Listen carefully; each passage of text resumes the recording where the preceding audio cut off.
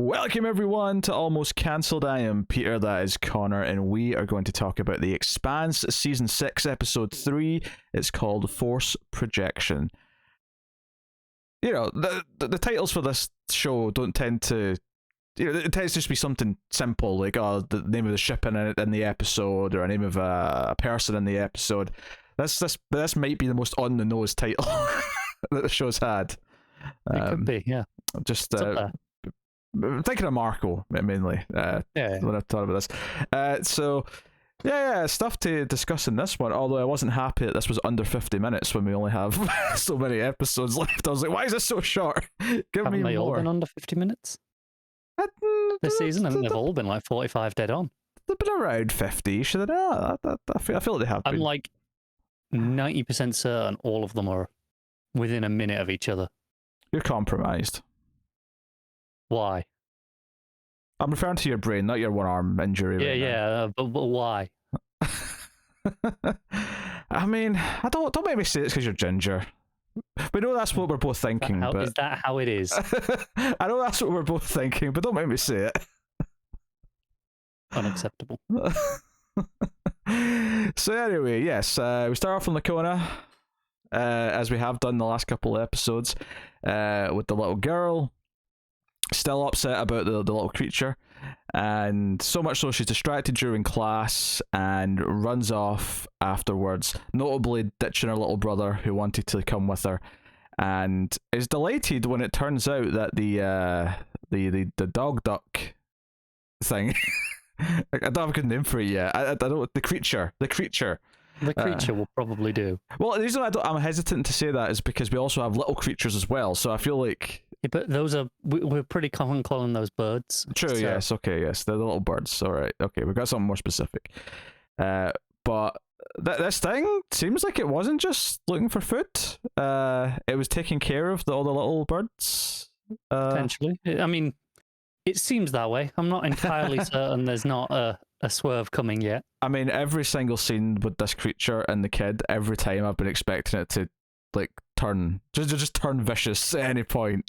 It feels sinister. I think it's probably a testament to its design in that it just feels alien, and that inherently feels sinister, even though it's not actively done anything that warrants that.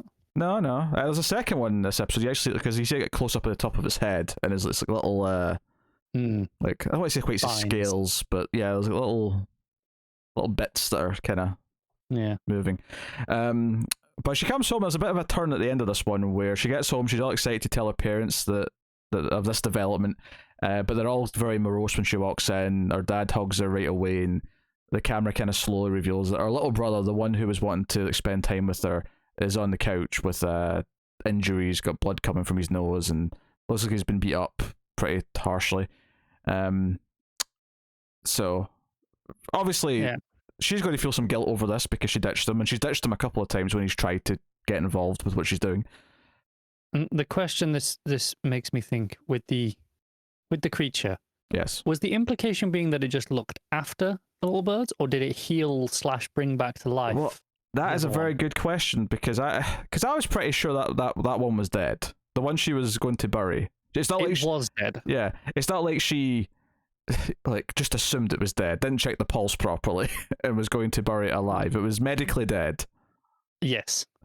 So I wasn't sure. Like, her moment of recognition, like, it did sound like she thought she was seeing the same creature, like the same one came back. That's what I thought as well. But also, how well can she tell these little bird things apart? And was it wishful thinking, perhaps? Yeah.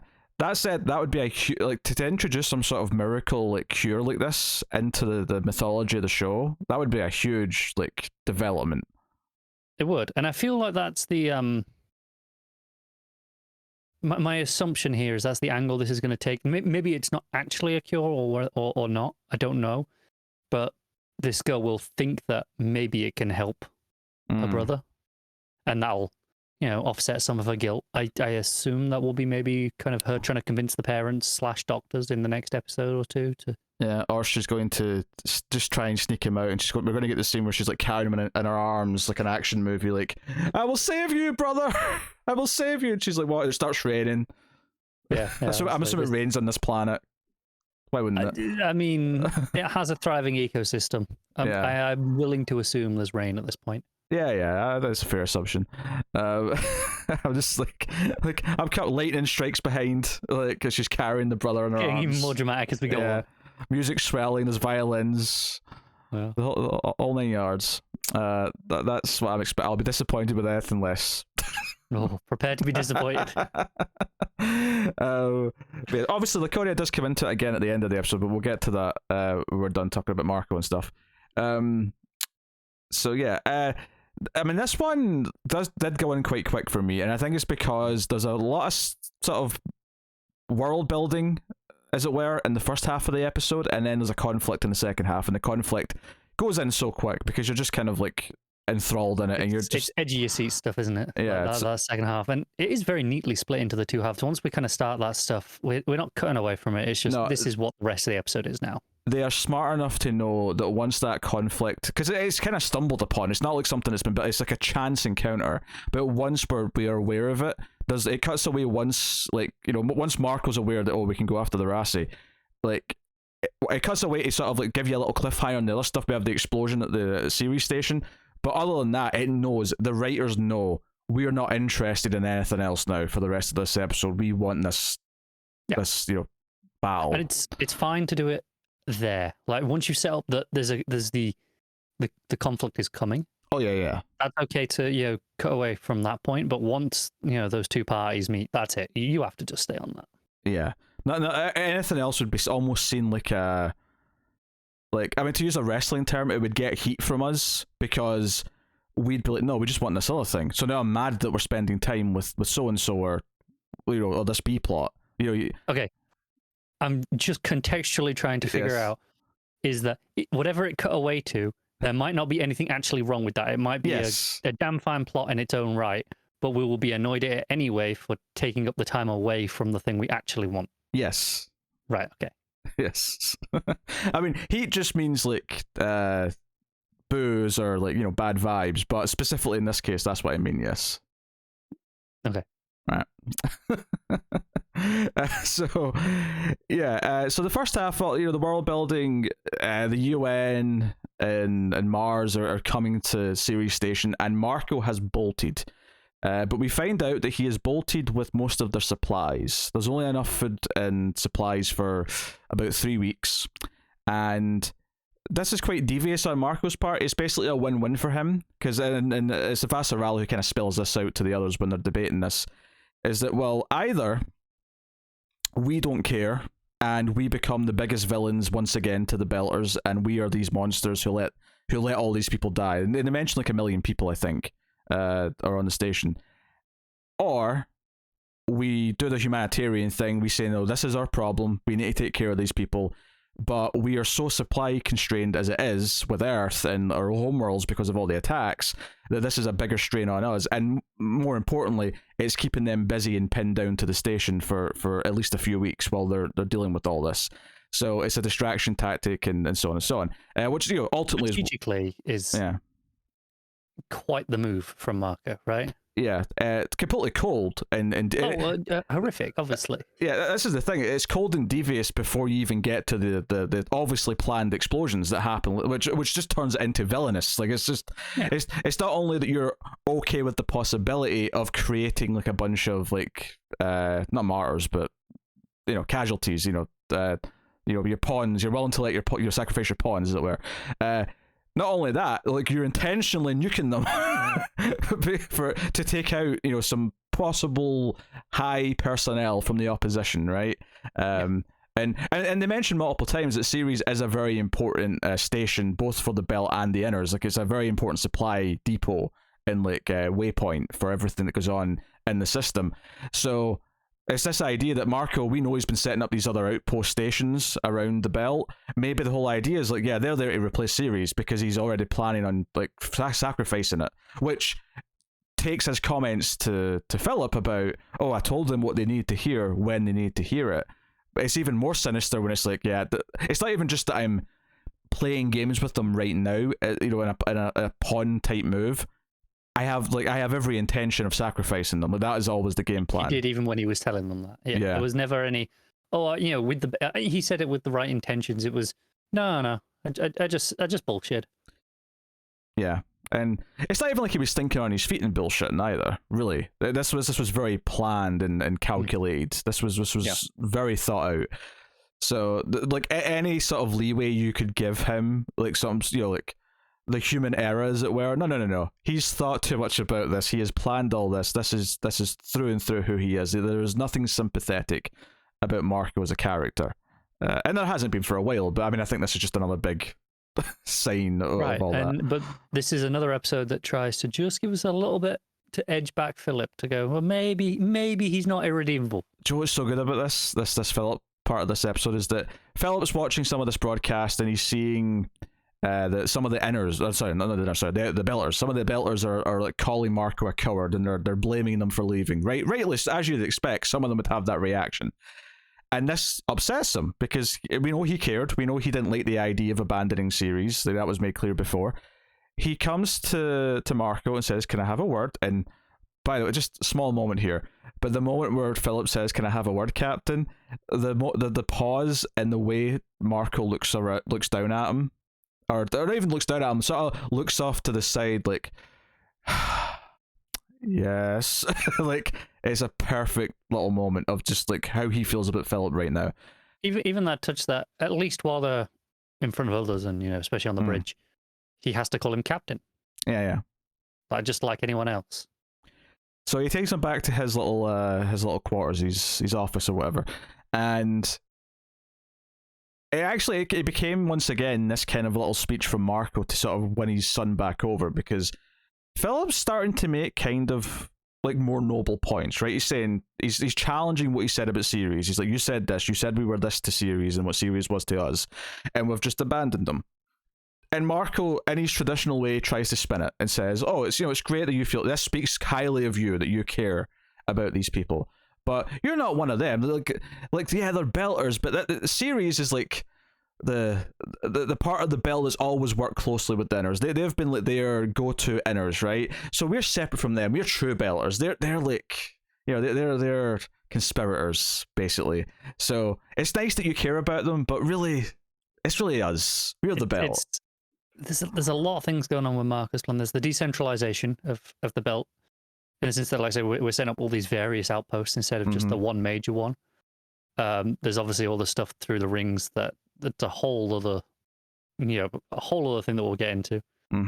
And then you've got this. He's setting up this internal class system essentially amongst the belts. Not to say that there was never any sort of class differences between them, but there was.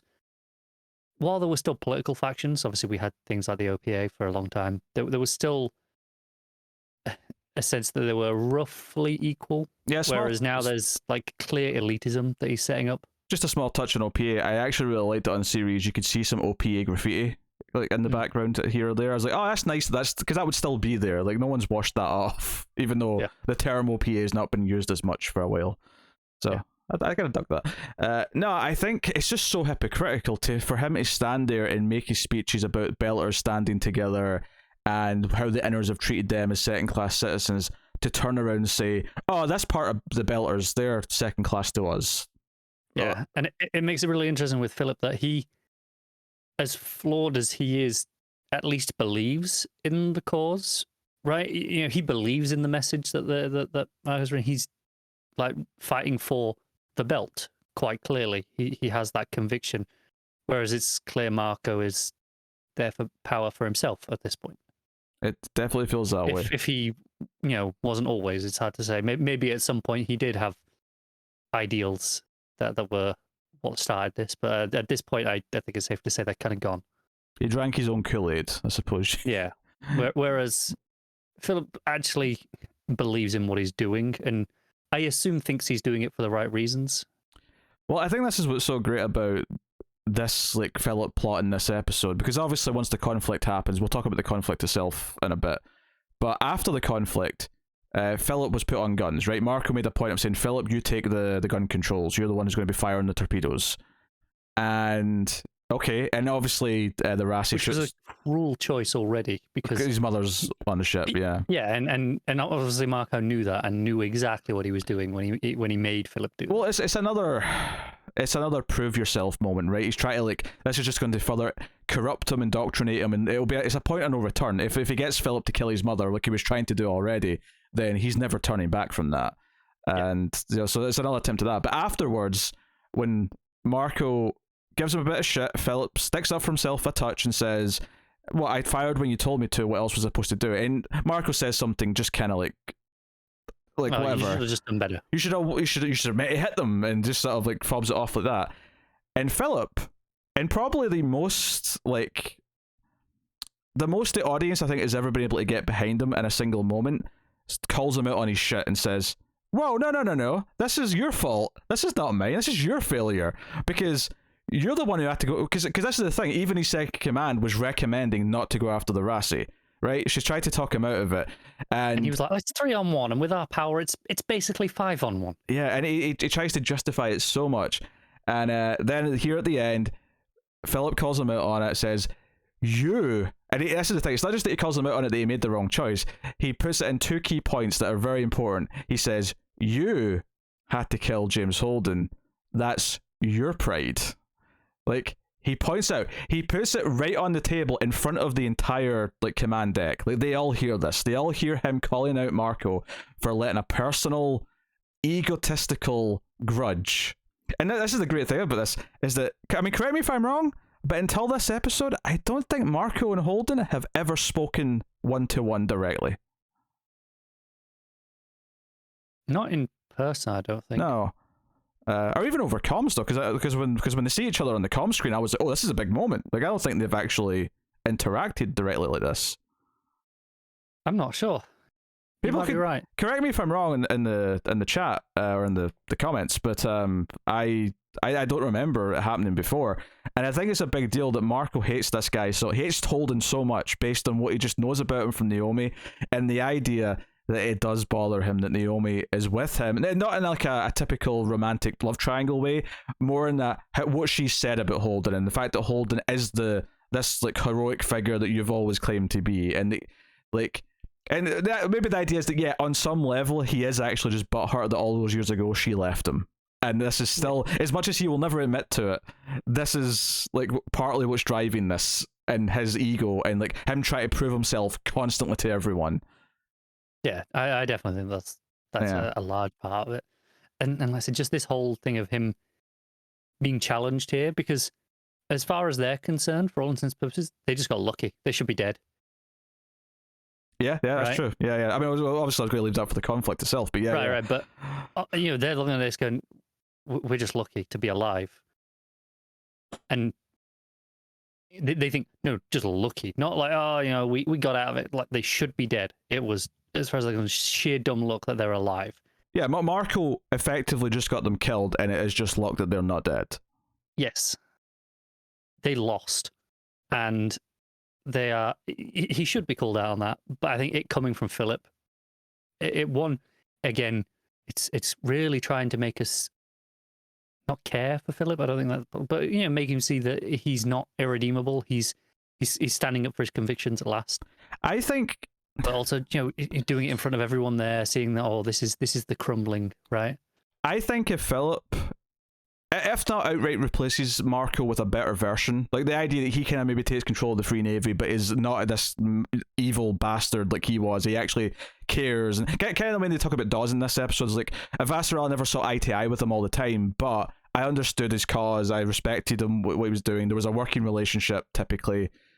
Like maybe something closer to that. But even if it's not that, even if Philip, in his challenging of his father, which is something that that's what we're building up to. We've been building up to that for like a season and a half, right? At least, is the idea that he is at some point going to challenge Marco. If that is what helps take down Marco, that is like a form of redemption. It's a form of like, he's doing probably the best thing he can do for like civilization by stopping Marco in some capacity. Right. So, and there'll be a nice ironic twist to it, in the sense from, Marco's been pushing Philip to kill his mother if he ends up, maybe not literally killing, but I mean, maybe, I'm not going to rule it out, but it'll, kill his whole spirit, if he does take him out, he is the one to do that. There'll be a nice ironic twist to that. Yeah, and even just the idea that in pushing him too hard, what he's actually doing is just revealing who he really is to him. So Philip's getting closer and closer to that realization that he's sort of skirting around right now of seeing his father for who he really is. And it's that thing that we've been saying ever since Naomi tried to sort of do that for him last season, is that it's going to be it's going to be a little bit too late when he does, but it was always inevitable that he's going to get to that point. He's going to realize how his father has corrupted him and what he's brought him into in this world. And the more they go out of their way to make him seem better before he gets to that final point of redemption, the more effective it's going to be. Yeah, and the more tragic it's going to be as well. That's the word his realization. That's exactly the word I was about to throw in there. Was tragic. It was just, it's like we'll feel for him. We'll be happy that he's had that moment, but it's still going to be this tragic thing where he's never going to be just a good character now. Like he's had too much of a. But then again, I mean, like part of the theme of this show is that all the characters have something, right? There's a whole scene with Holden and Peaches at the start of the episode. When he gives her he's like, hey, you've got the comms, you've got the chair, and she's like, wait, what? She's like, I don't know what I'm doing here, don't trust me with this shit. So I can't fly ship. It's like, you just have to wake us up, just keep an eye, stay awake, watch for anything, which turned out to be very important this episode because Marco and his fleet were coming in. Yeah. but they have a nice conversation where she kind of admits that, like, she got the mods to kill Holden, and in the first of at least 3 times this episode, we got wonderful. And this is something that I love when shows do this in their final season, is they bring back things that we've not seen from previous, like since like whatever season that were important. So she mentions the guy she killed the first time we really met her. I don't know if it was her very first episode, but remember she was working with like her superior, and he was like a nice guy, and she like basically to start her whole plan to get to Holden and that she had to kill him. And she says that she thinks that's why she throws up after she uses the. But it's not a physical reaction. It's actually more of a like a mental thing. It's like, okay, that's really interesting. Obviously, the idea that she does feel guilt over that, because so many of these characters do want redemption and they have regret. And like Naomi has a past that she's conflicted over because she still cares about the Belters. She hates the idea that like inners are calling them terrorists and stuff. We see her watching the news. She feels conflicted about that, but at the same time, she obviously did a lot of bad stuff with the OPA, and she wants to do better. She wants to be a good person. That's a big. That's the beauty of the whole show. I mean, I'm going really wide picture with this comment, but like, if the whole show is about expanding and the whole idea is that we're reaching new frontiers, it's like, yeah, but there's so much shit we've already done that we've not really processed and understood why we made those choices, and we've not really sorted our own Earth out yet. Earth's like crumbling, but we're trying to colonize Mars. Mars isn't quite there, so we're colonizing the Belt. It's kind of like a human flaw, is that we keep going forward without really dealing with what already happened. Yeah. Anyway, so you've got that. I'm so glad to put her name on the screen, but Juliet from Lost, Volvodov was on one of the newest things, which was a nice touch because she was like a season 4 character, and then Prax made a surprise little cameo later on. Or as it's put, Plant Guy. I mean, that's a good descriptor if you didn't remember his name, but they said his name, and I was like, oh, yeah, Prax. They did, but I laughed because he popped up and went, oh, it's the Plant Guy, and then Bobby said exactly that because I couldn't remember his name. It's been seasons. I did laugh. It makes sense that she wouldn't remember his name as well, though, because she wasn't on the ship with him. Whereas Amos and him were quite friendly, actually. He's like, it would be offensive, I think, if Amos didn't remember his name. And that's the thing. Amos was like, well, he thinks this is important, and he's a good guy. That means it is. So off it goes to Vasarala. And clearly it is, given what it was. Oh yeah, it's like a miracle food growth formula. Yeah, it was basically like a strain of yeast that will let the yields increase dramatically on pretty much everything. Which is interesting. Even that point, like, Marco nipped that in the bud. I mean, maybe he only nipped it leaking. Maybe it was just about leaking to the inners because they don't want them to have it. But it's possible. Or I could see the fact that, as far as he's concerned, they have everything beyond the ring. That's where they're going to be farming.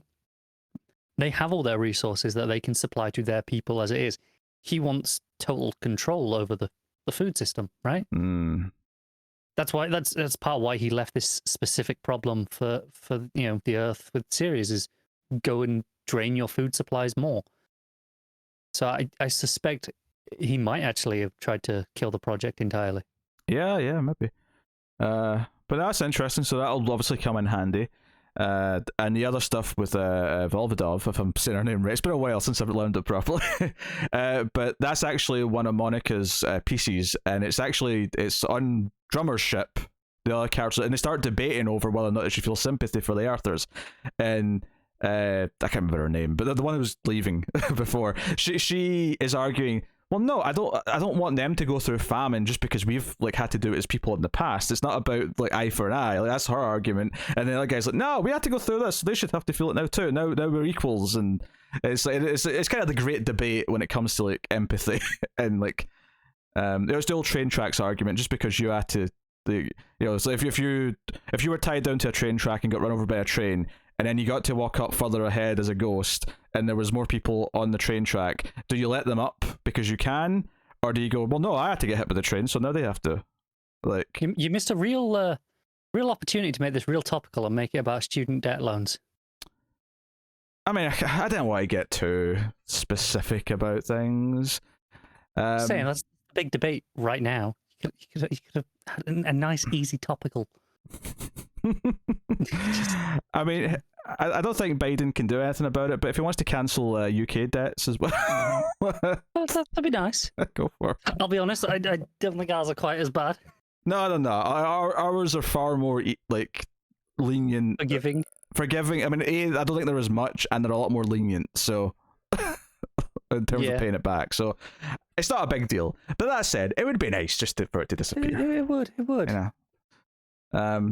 But yeah, so this whole empathy thing, and this is like the one time we see Drummer in the episode. Really, she's getting some of those pirate allies to hit one of these depot stations. And it seems like they're doing a bit of recruiting. People are coming around to her side. Yeah, they're going to steal some of Marco's supplies, which might throw a wrench in Marco's plans. Him being all cocky that he has enough stuff, and I know he's expecting more stuff to come from Beyond the Rings, but is that ready yet? This, because that's the other thing. Like early in the episode, I was thinking, man, he's really cocky about all these ships coming. Because at one point, at the seconds, like, well, they brought like 2 Martian destroyers and like 3 of these ships, and he's like, we'll get through it.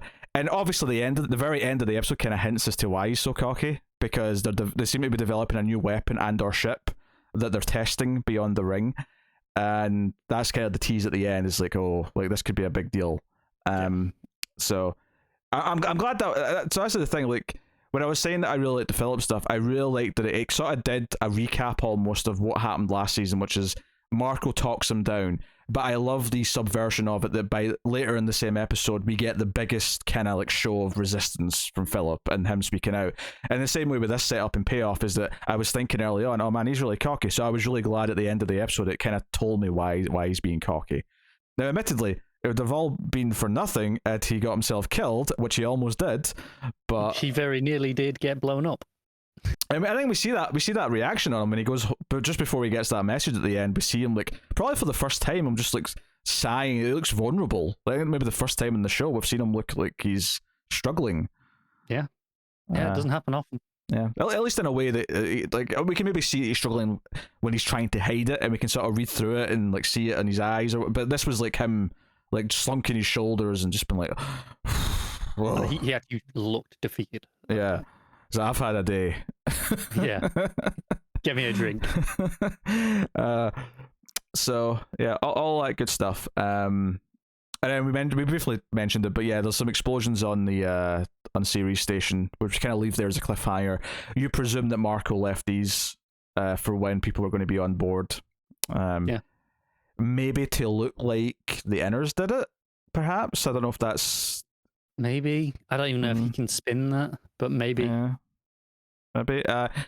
Monica was there, so we'll see. I assume she survived, but I mean, maybe not. I mean, they could kill her off now. That's when it shocked me. They could. I would assume, again, that she survives, because I think there's still a point to what she's doing that we haven't quite gotten to yet. Yeah. I think she's still got a moment to have that in the next couple of episodes. Yeah. Oh, it was a nice callback as well, actually, to something that we hadn't seen in a long time, was the Martian interrogation stuff. There was just a little tease of it where like the Martian's like, hey, we'll interrogate everyone and get everything out of them. And Avasarala says, oh, I want a UN representative present to make sure there's no coercion. And like I wasn't even thinking about it until she said, oh, we don't have to coerce anyone. And I was like, oh yeah. Like your whole thing, yeah. I was like, it all just came flooding back as soon as she said that. I was like, so it's doing that final season thing of like, here's all of the stuff, like here's everything that the whole show has had, like sort of peppered in just to give you some of the feels as we're getting to the end. So yeah, no, it's always nice when shows do that. And don't get me wrong, it's easy, cheap points for them, but as long as it feels relatively natural, and so far they kind of all have. I think they have. That's okay. I think it also works in with the themes of the show as well, is that all these allies that the main characters have made over the years are all helping in small ways. You know, Volvodov's getting sympathy by being in an interview. Prax is, given like his actual expertise, like he has an insight on this. Like it's all like it's the idea that they've built this network of good people who are ultimately going to help them win the day at the end. It's it's a really nice sort of feeling and message by the end of the whole thing. But yes, we've put it off long enough. The conflict. So basically, Marco and his crew just noticed there's something out there. It's like, oh, there's a single ship out there. What is it? Oh, it's the Rassi. Oh my. Isn't that mighty convenient? Oh, we've run into the Rassi, and everyone's like, no, this will take us out of our path. The whole point of what we're doing is to be undetected and no one to know where we're going. And he's like, yeah, but there's just one ship, and I can kill James Holden. So let's go. Meanwhile, like Holden's got what Naomi. Our name escaped me for a second. I was like, I'm not entirely sure what you're going for, because I assumed Naomi. It was going to be something more than Naomi. No, just Naomi. He's got Naomi looking through all the Mars intel that drummer got. Not drummer, sorry. Yeah, now I'm messing up because I messed up one name and now they're all flooding together. Right. Bobby gave him the intel on the Mars ships that were disappearing, and Naomi's looking through them and getting and looking for patterns, which she kind of finds. Like she saw noticing that they're happening in clusters, but not much more to it than that right now. Seems like they're just falling through holes in space that then disappear. But it's going somewhere. Presumably. Well, that would be the assumption, yes. Yes, maybe this other ancient race are nabbing them, perhaps. Be, yeah. But yeah, they're looking. Or maybe this could all just be a disguise, and it really is just these Martian ships that are defecting to the Free Navy, and they're somehow...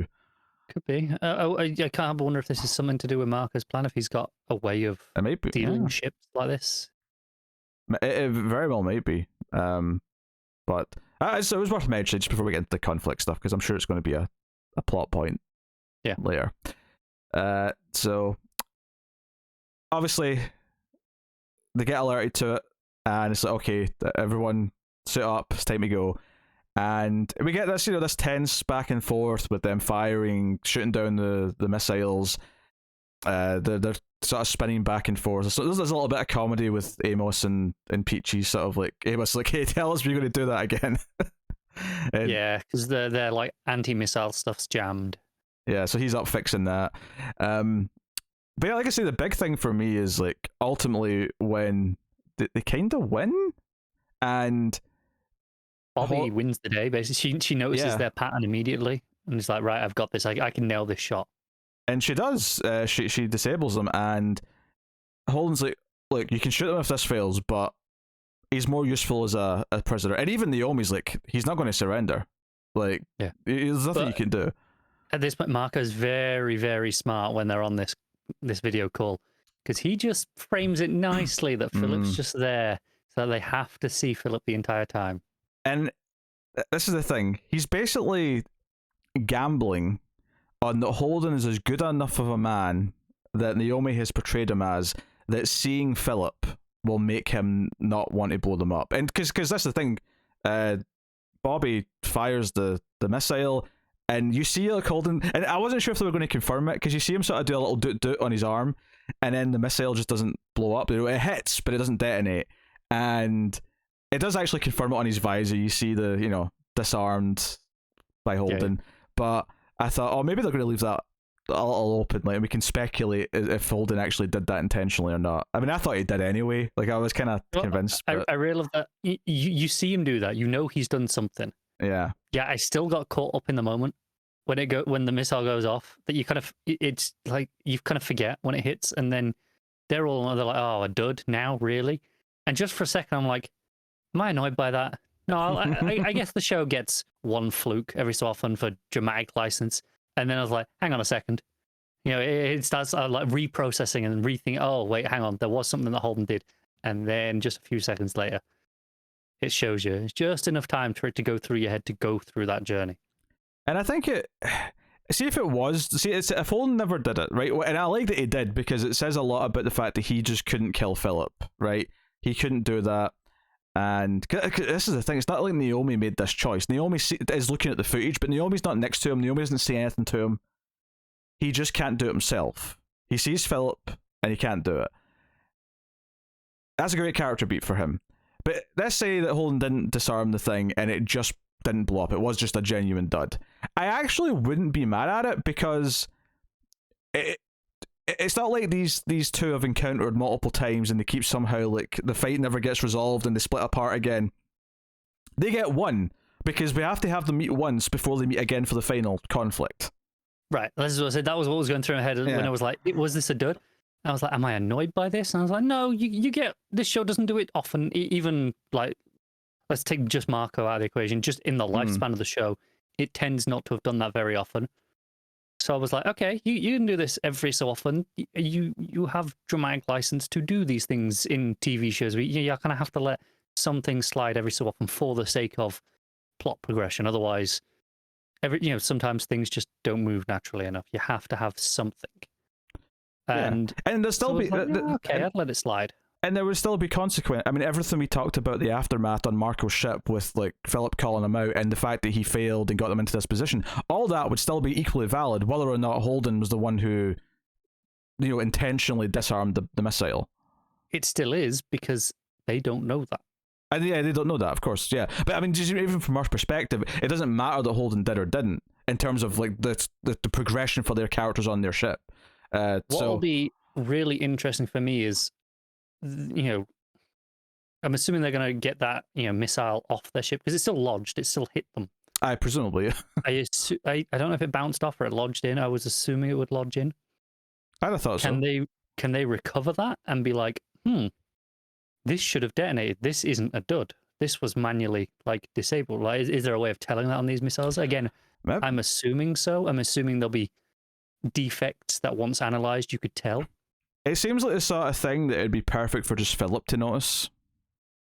Potentially, but also if Marco notices as well, if they know, is this something that they can throw back at the ship later? Like, hey, you let us go once before, you did that, and then maybe. You have the moment of everyone else on the Rasu realizing what Holden did. The reason why I like the idea of Philip finding out, I mean, whether it's him on his own or maybe he just finds out once Marco tries to use it, strategically or whatever, is that Philip will actually relate in a way, or not relate, but he will know that Holden couldn't go through with killing them, even though Marco was the antagonist, even though he's the one who's behind everything. Holden couldn't go through with killing Philip and the rest of the crew just because of Marco. And I think because of the guilt he's feeling over Earth and the fact that he has been so conflicted about all the people he's dealing with, I can see that being a selling point for Philip to start to almost, and this is Marco's worst fear, that Philip will start to actually respect Holden. Yeah, I think it gives this idea of, if Philip learns this, he goes, maybe he really is everything Naomi said. And if she was right about him, what else is she right about? Yeah, especially it makes him, question everything else as well, or even more than he already is. Yeah, I was gonna say, especially when he's already halfway there to realizing what his father is and all that. So the build to him rebelling against his father has been so good, so compelling. It's made this back half of the show, because it really is the back half of the show. It's I mean, okay, it was the end of season 4 we finally met him, so I guess it's really just season 5 and 6, but because it was Marco was built up to in season 4 so much, it really does feel like this is the back half is the Marco war trilogy. And I think it's really, because season 4 was so much about the personal side, because it was all just directly the Naomi stuff, and it was that personal conflict. And in this season it was okay, now we're actually in a war scenario where there's combat, where there's strategy at play, there's all these things going on. And it feels high stakes. This feels like the show's always felt high stakes, but it has done a great job of making the stakes feel like they're going higher and higher the further we get into it. So I think it's done that by carefully managing its stakes as well, by not going for everything's a giant end of the universe disaster right at the start. Even now, we're not at that point. Sure, yeah. Earth is worse than it's ever been. The belt is, parts of the belt are potentially worse because they rely on Earth so much. I mean, Earth wasn't even in trouble for the first 3 or 4 seasons. Like, it was fine. Not beyond it's already. Yeah, I mean, it had its problems, but like, it wasn't like the rocks hitting Earth were the first time the Earth itself really became under fire from like everything that happens in the show, like in the plot, as it were. Right.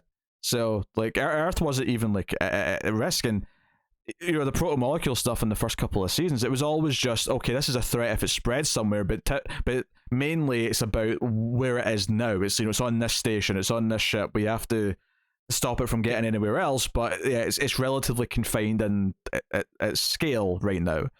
Yeah, and I think the show is, not that I'm saying that there's going to be more. I know there are people have probably seen the rumors this week because one site reported it as a fact, which it's definitely not a fact, but the idea of more of the show coming later down the line, we've been speculating about that potentially anyway. It's the second they said season 6 was the last season, my first thought was, oh, they can rebrand it for the later books. Just for context, in case no one has seen this, there is a site claiming that there is more seasons and a movie planned. There are some weird apparent, again, really, I don't know how much to believe this, probably not at all, but they are claiming there are some contractual obligations that when they picked the show up from Sci-Fi, they were only allowed to produce X amount of seasons. So this is like so assuming this is true, we're changing the name into a new show because now it's not the same show anymore. That is the claim of this website, which, I mean, again, I hope it's right. Let's be honest. I hope it's right. I hope it's right. Of course, I hope it's right. I want more, but I wouldn't expect. Think of the home run, though, right? We're 6 seasons in. We're about 6 books in, but pretty much as well. I think we've got pretty much the final trilogy to go after this. Right. So it does seem perfect for just like, even if it's 3 seasons of 6 episodes each, just to like wrap it up.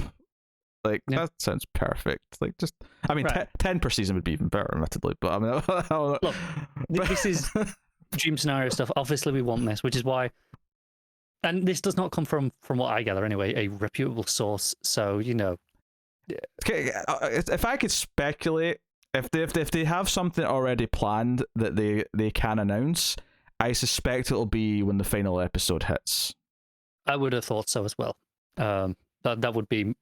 They want to keep just building that hype for this right now, and then you can announce something afterwards when you're basking in the glory, right? I mean, I wouldn't be shocked if you got like some sort of to be continued at the end of the last episode, just to let you know, like, there's something, like, or right. Yeah, and this is stuff we've been speculating about, a while, right? We've been saying this. I think we've even said it in some of these videos of just, it wouldn't surprise us if this happens.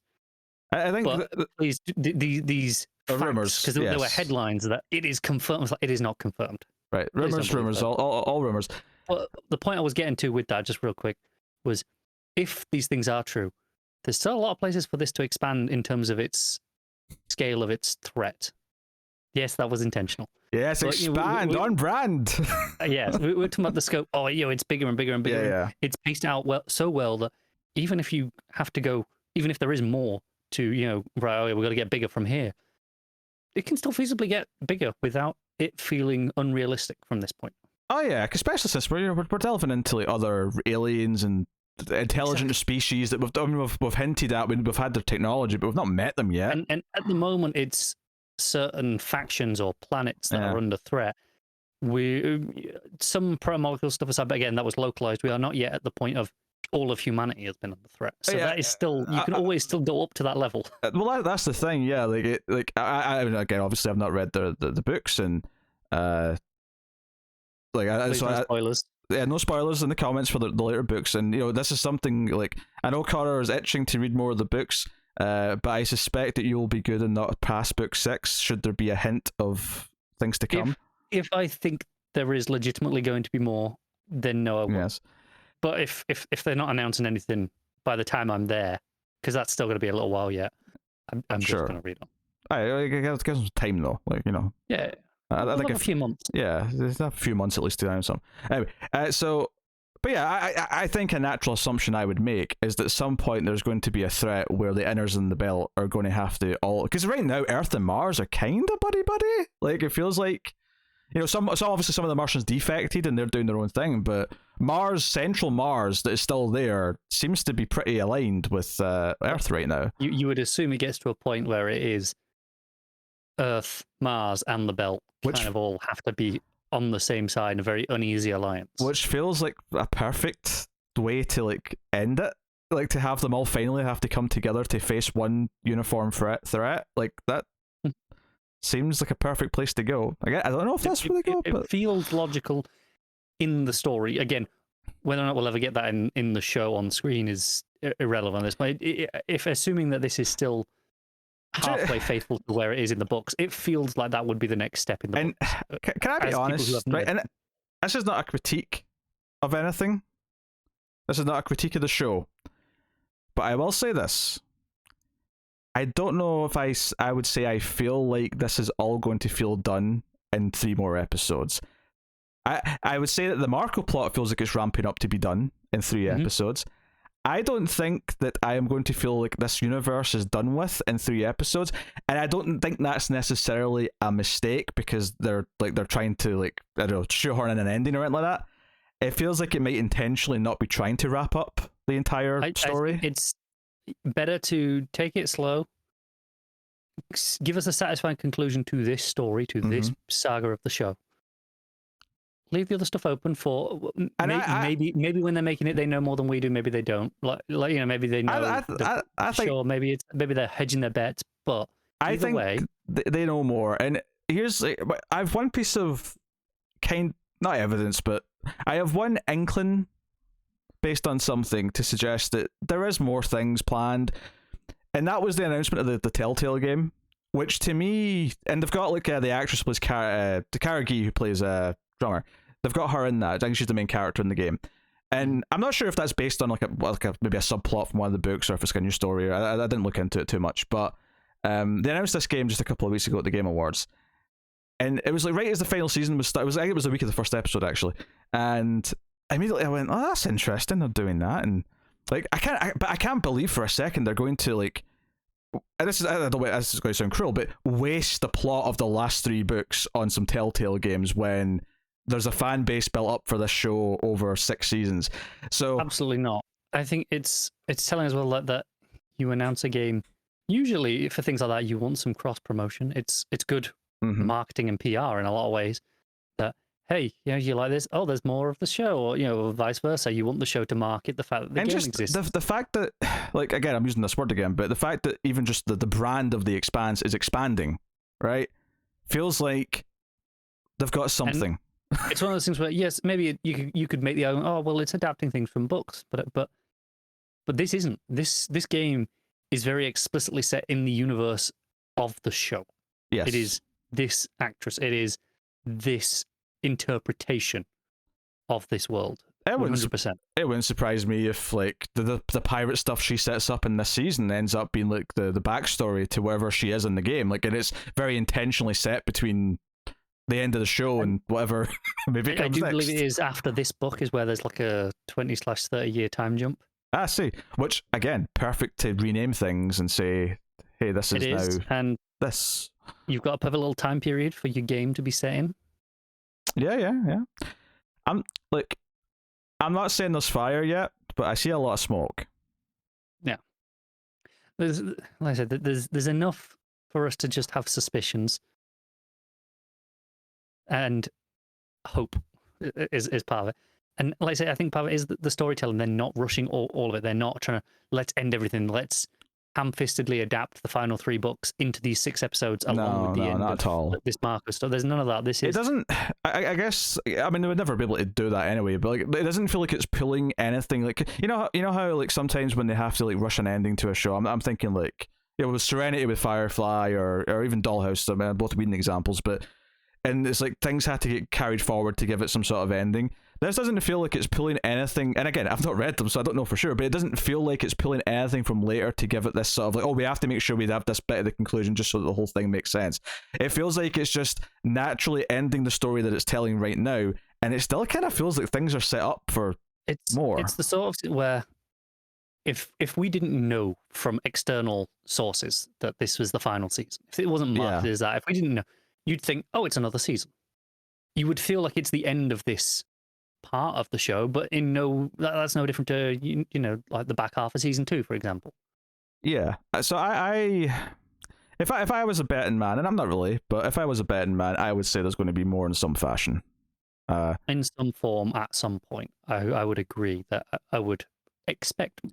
I think maybe they'll market it as 3 miniseries or whatever, however they're going to do it.